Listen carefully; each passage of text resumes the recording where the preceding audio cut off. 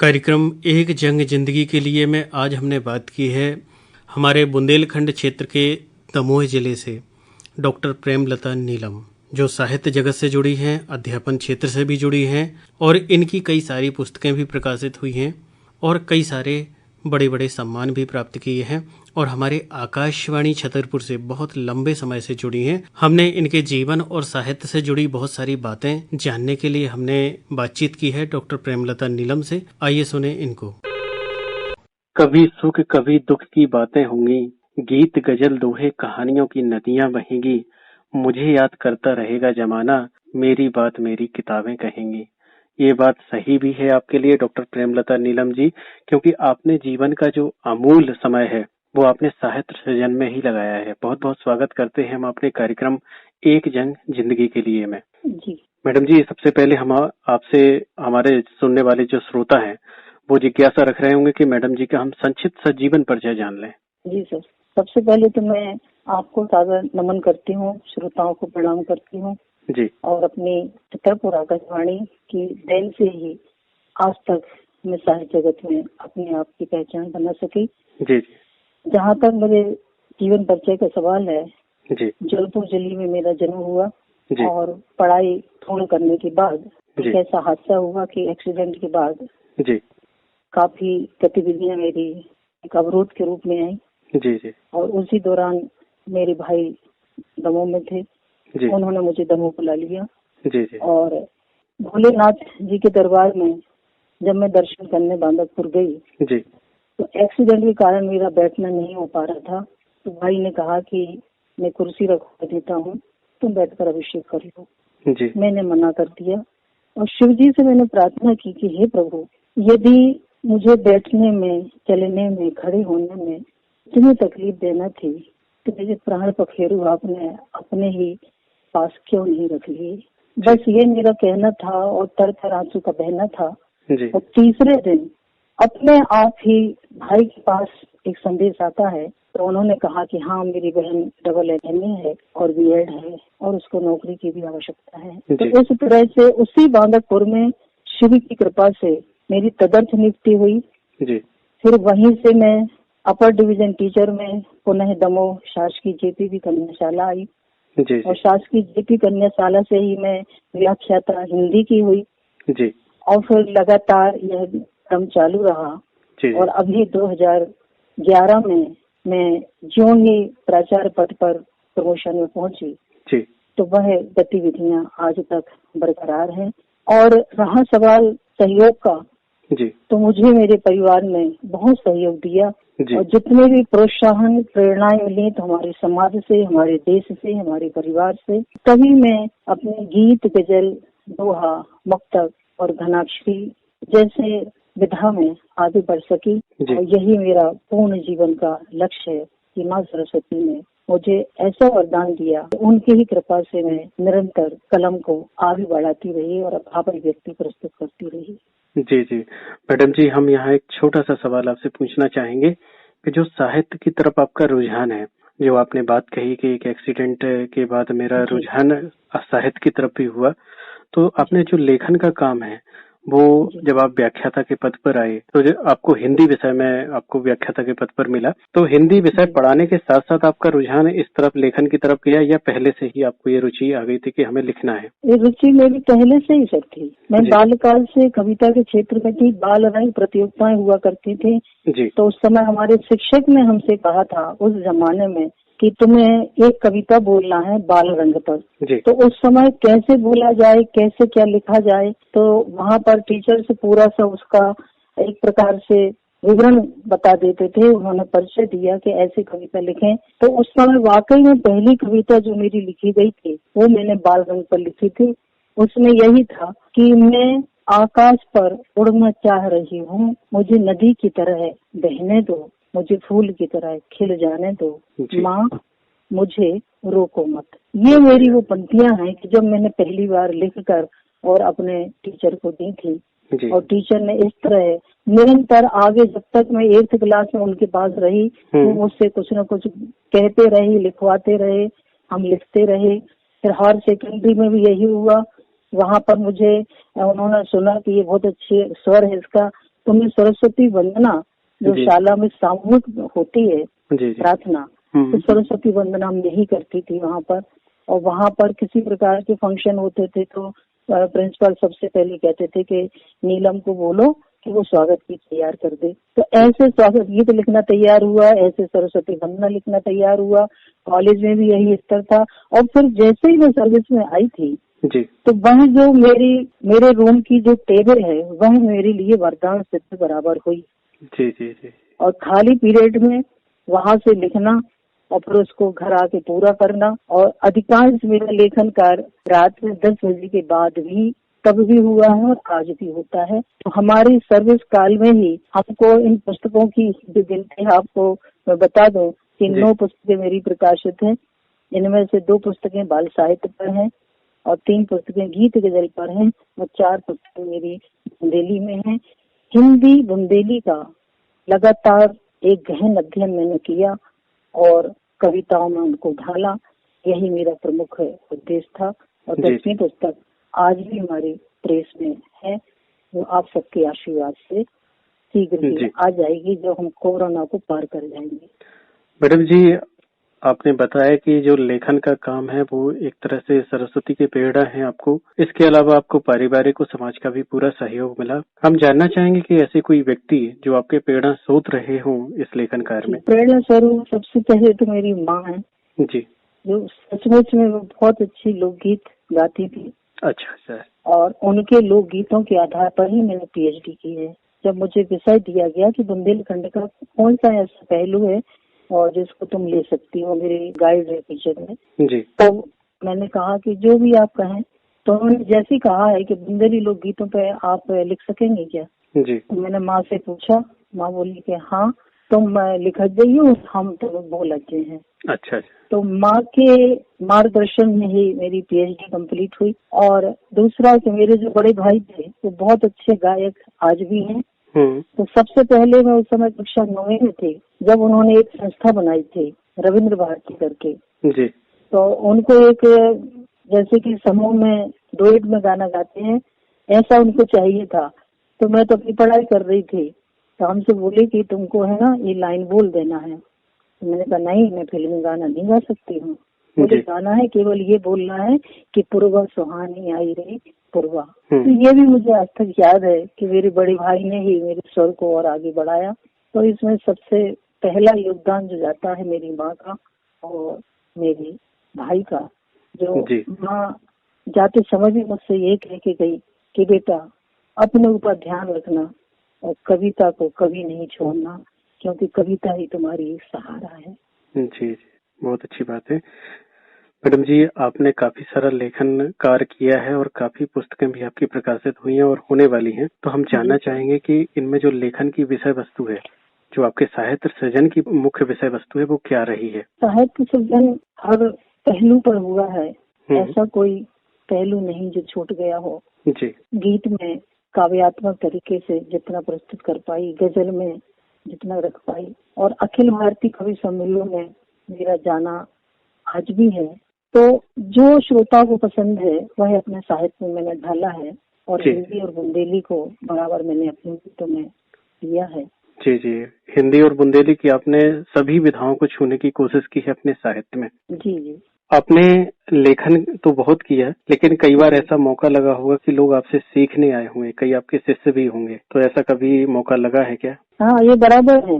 हमारी बहुत सी स्टूडेंट हैं जो आज भी वो हमारे ही पद चिन्ह पे चल रही हैं। किसी ने बहुत अच्छी गायकी दी, किसी ने कविता लिखना भी सीखा, किसी ने बहुत अच्छे वक्तव्य को लेकर भी, क्योंकि शालाओं में ये हुआ करते थे वाद विवाद प्रतियोगिताएं, वक्तव्य हुआ करते थे। तो जो बच्चियों ने ये सब सीखा है मुझसे और वो शादी होकर अपने ससुराल भी चली गई हैं या बहुत बड़ी सर्विस में भी हैं, तो बराबर मुझे वो यदा कदा फोन करके बताती हैं कि मैडम आपने जो बताया था मैंने उसी आधार पे आज एक ऐसी रचना लिखी है। जी जी जी जी। आकाशवाणी छतरपुर से आप काफी समय से जुड़े हैं, तो हम जानना चाहेंगे कि आकाशवाणी से कैसे जुड़ना हुआ आपका? हाँ, ये तो बहुत ही मेरे लिए एक प्रगति की बात थी कि ऊंचाइयों पर पहुंचना, यानी हमारी आकाशवाणी का ही जो दौर थी वो मैंने पकड़ी थी। सबसे पहले 1975 में जबलपुर आकाशवाणी में मेरी रिकॉर्डिंग हुई थी जी। और उस रिकॉर्डिंग में मैंने जो पहली रचना पढ़ी थी उसकी 2 पंक्तियां और मैं सुनाऊंगी पहले में कि पीरी पो फटी अरुण उन्मीलित नयन खुले और श्रम बाला उमस उठी स्वर छंद आन मिले। ये युवा वाणी में मेरी रिकॉर्डिंग हुई थी। इसके बाद फिर नारी जगत में हुई और क्रमशः यह मेरा चलता रहा। जब मैं सन 1981 में दमोह आई हूँ तो सतीश तिवारी जी जबलपुर से आकाशवाणी छतरपुर आए हुए थे, तो उन्होंने मुझे सलाह दी कि आप आकाशवाणी छतरपुर में ही ट्रांसफर वहाँ से करवा लें जी। तो बराबर तब से लेकर आज तक आकाशवाणी छतरपुर ने ही मुझसे गीत और गजल हर त्योहार पर, हर महापुरुषों की स्मृतियों पर और देशभक्तिपूर्ण हमारे पर्वों पर, तो मैं सबसे अधिक ये भी कहूंगी कि मुझे प्रोत्साहित किया है, मुझे प्रेरणा प्राप्त हुई है तो केवल मुझे अपनी आकाशवाणी छतरपुर से, और छतरपुर ने ही मुझे ऑल इंडिया रेडियो की आकाशवाणियों पर भेजा है। ये भी मेरे लिए बहुत गौरव की बात थी। इसलिए मैं कभी भी अपनी आकाशवाणी छतरपुर के आने जाने में मैंने कभी भी नहीं कोई रोक को देख कर मैं रुकी हूँ, बल्कि मैंने सारे व्यवधानों को दूर करके मैं अपनी आकाशवाणी के लिए पहुँचती हूँ। मुझे वो दिन याद है जब पहली बार मुझे आकाशवाणी छतरपुर ने जगदलपुर भेजा था। वहाँ पर संयुक्त कवि सम्मेलन था तो बहुत से कवि वहाँ पर इकट्ठे हुए थे। इसी तरह से धीरे धीरे आकाशवाणी के हर प्रदेश के उससे मैं जुड़ती रही और हर आकाशवाणी में मुझे केवल छतरपुर में चूंकि हमारा आना जाना है, रजिस्ट्रेशन है, इसलिए हमारे देश की सभी आकाशवाणियों ने हमको बराबर स्थान दिया है। वो भी हमारे लिए बहुत ही गौरव की बात थी। और जब छतरपुर में थे तो स्वाभाविक है कि दूरदर्शन वालों ने भी मुझे पूरा स्थान दिया है और इसमें कोई शक नहीं है। यदि छतरपुर आकाशवाणी न होती या हमारा भोपाल दूरदर्शन न होता तो प्रत्येक साहित्यकार के लिए अपने क्षेत्र की पहचान होने में काफी कठिनाई का सामना होता। बिल्कुल सही बात कही। आकाशवाणी हो या दूरदर्शन, अपने क्षेत्रीय जो प्रतिभाएं हैं, साहित्य जगत की प्रतिभाएं हैं या कलाकार हैं, उनके लिए ही ये मंच प्रदान करने का काम करती हैं। जी जी। मैडम जी, हम जानना चाहेंगे कि साहित्य सृजन के दौरान आपको कहाँ जाने का मौका मिला या कहें कौन कौन से आपको सम्मान प्राप्त हुए? हाँ, मैंने अपने देश के अतिरिक्त 5 देशों की भी साहित्यिक यात्रा की है जी, जिसमें मुख्यतः वक्ता के रूप में और कविता पाठ के लिए मुझे भेजा गया था पेरिस इनाल्को यूनिवर्सिटी फ्रांस और रोम के रेड क्रॉस के सोसाइटी, और इसी तरह से श्रीलंका कोलंबो यूनिवर्सिटी में भी मुझे श्रेष्ठ वक्ता के रूप में भी सम्मान प्राप्त हुआ था जी। और खास तौर से हमारे जो भारत में अंडमान निकोबार है वहाँ से मुझे हिंदी से भी सम्मान प्राप्त हुआ था। और जो हमारी साहित्यिक गतिविधियां हैं इन सबको लेकर जो पहला मुझे सम्मान प्राप्त हुआ था वह था भारत भूषण सम्मान, जो छत्तीसगढ़ से के अंबिकापुर से मुझे प्राप्त हुआ था। इसी तरह से हमारे बुंदेलखंड ने हमको काफी प्रोत्साहित किया, मेरा गौरव बढ़ाया। तो पन्ना प्राणनाथ मंदिर से मुझे बुंदेल कोकिला की उपाधि प्राप्त हुई थी। और इसी तरह से साहित्य रत्नों में मुझे राष्ट्रभाषा भूषण पुरस्कार मिला, साहित्य रत्न पुरस्कार मिला, श्रेष्ठ गीत सम्मान प्राप्त हुआ जी। और बाल्य कविता के क्षेत्र में मुझे बाल साहित्य सम्मान भोपाल के बाल शोध केंद्र से प्राप्त हुआ। तो ये सबसे बड़ी बात थी कि हिंदी बुंदेली दोनों में मुझे बराबर देश ने और विदेश ने सम्मानित किया है। जी जी जी, ये जो बात है ये आकाशवाणी छतरपुर के लिए भी गौरव की बात है और हमारे बुंदेलखंड क्षेत्र वासियों के लिए भी हमारे लिए गौरव की बात है कि आपको इतने सम्मान प्राप्त हुए और ऐसी प्रतिभा हमारे बुंदेलखंड में रहती है। मैडम जी, हम जानना चाहेंगे कि जो लॉकडाउन का समय रहा अप्रैल मई जून, ये जो लॉकडाउन का समय था इसका आपने किस तरह से सदुपयोग किया, कैसे निकला ये आपका समय? हाँ, ये तो सर वाकई में मेरे लिए तो बहुत सुखद क्षण थे ये जी। इतना समय कभी भी फुर्सत का नहीं मिला कि घर में बैठकर हम कुछ अपने काम अधूरे हैं उनको कर सकें। जी जी। तो इसमें यही हुआ कि विषय इतना अच्छा था ये, हालांकि ये जीवन के लिए काफी हानिकारक सिद्ध हुआ है बहुत से लोगों के लिए, जी जी। जिन्होंने इनके कोरोना से बचने के नियमों का पालन नहीं किया, उनने तो काफी दुखों का सामना उठाया है और आज भी लोग उठा रहे हैं। लेकिन हम लोगों ने जो लिखा है खासतौर से, तो मैंने कोरोना से बचने के लिए कि आपको किस तरह से बाहर निकलकर उपयोग करना है, तो जितना भी मैं अपनी शब्दों के माध्यम से, भाव के माध्यम से और नियमावली का प्रयोग कर सकी हूँ, तो मैंने अपने हर गीत में, हर गजल में, मुक्तक में और बुंदेली रचनाओं में भी कोरोना से बचाव के मैंने संदेश दिए हैं।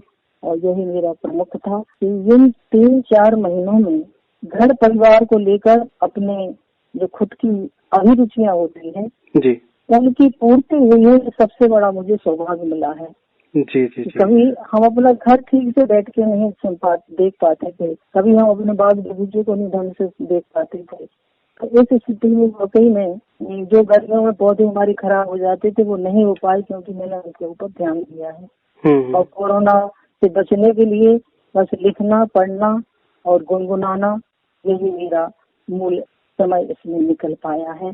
और गीत हैं, गजल हैं, जो भी हैं, उनने बराबर मुझे सांत्वना दी है। इसलिए हम बहुत बच के रहे हैं। आप सबकी कृपा से मेरे ऊपर कोई भी असर है सबका नहीं आया है। लॉकडाउन का आपने बहुत ही सदुपयोग किया है। ऐसे वर्तमान समय में, कोरोना के समय में, कोई ऐसी रचना जो आपने लिखी हो और हमें और हमारे श्रोताओं को सुनाना चाहें? जी सर, कोरोना से बचने के उपाय कुछ ही शब्दों में मैं यहाँ प्रस्तुत कर रही हूँ गीत के माध्यम से जी, जो बहुत आवश्यक है, क्योंकि ये अंतिम समय ही चल रहा है। हो सकता है बहुत जल्दी कोरोना से हमको छुटकारा मिल जाए। जी जी, आपकी रचनाओं का स्वागत करते हैं। घर से बाहर अभी तुमको जाना नहीं, इस कोरोना को घर में बुलाना नहीं। घर से बाहर अभी तुमको जाना नहीं, इस कोरोना को घर में बुलाना नहीं।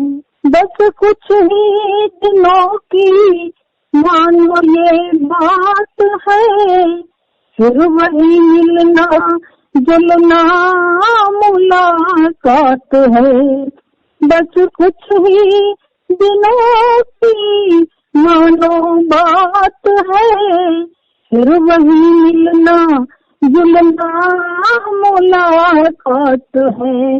देखो मन के बहकाने में आना नहीं, देखो मन के बहकाने में आना नहीं।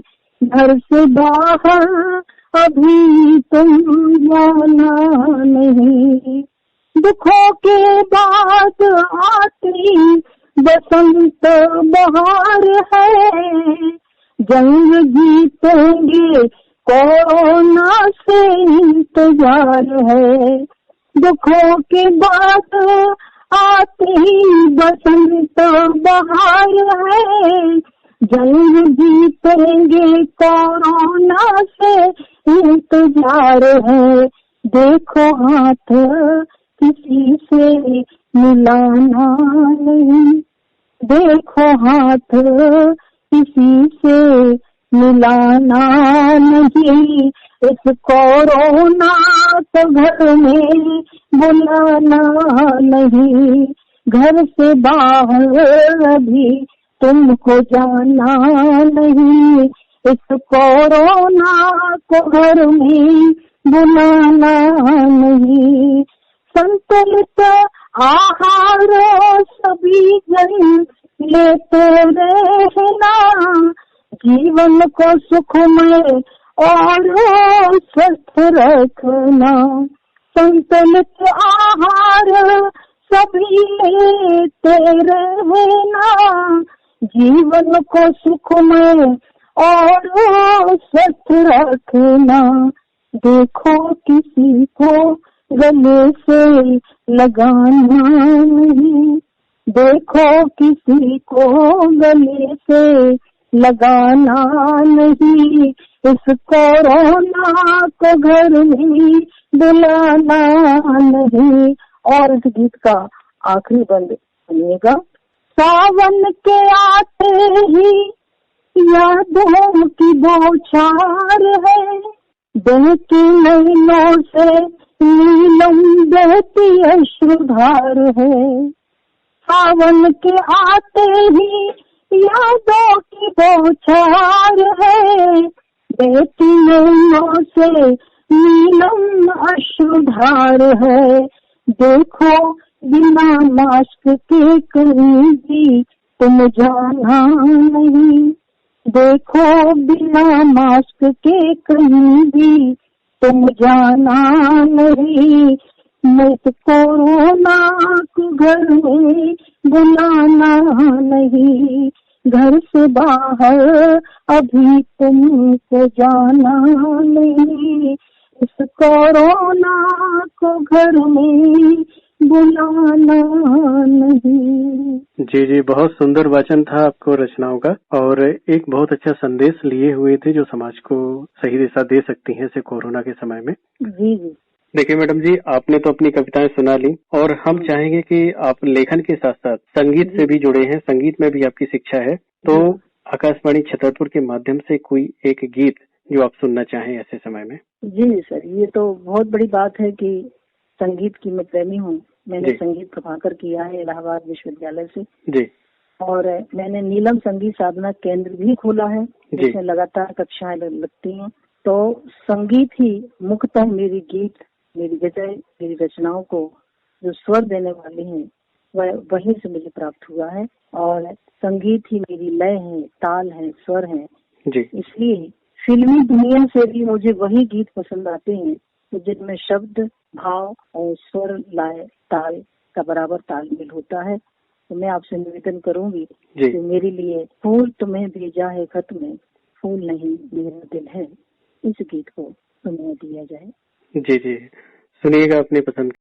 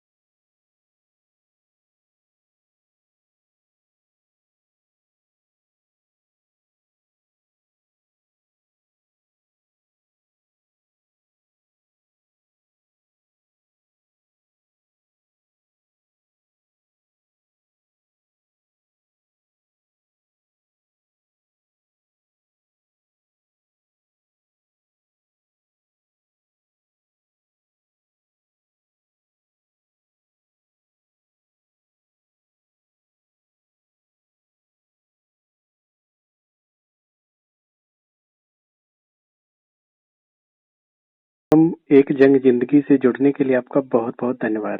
आप सबके लिए बहुत बहुत धन्यवाद जो आपने मुझे समय दिया और मुझे प्रोत्साहित किया। नमस्कार। नमस्कार। अभी आप जिन्हें सुन रहे थे ये थी डॉक्टर प्रेमलता नीलम, दमोह से।